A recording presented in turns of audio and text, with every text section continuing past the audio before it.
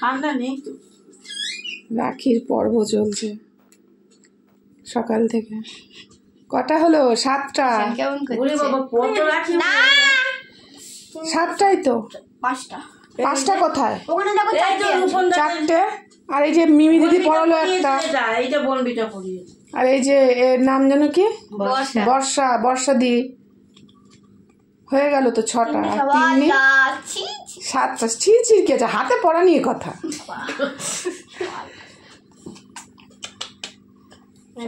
এই না হাতটা একটু দিদি পড়ালো রে বাবা।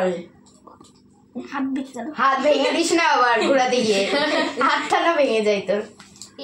এই দেখ এইখানে একটা ফেয়ার ভাই লেগে যাবে।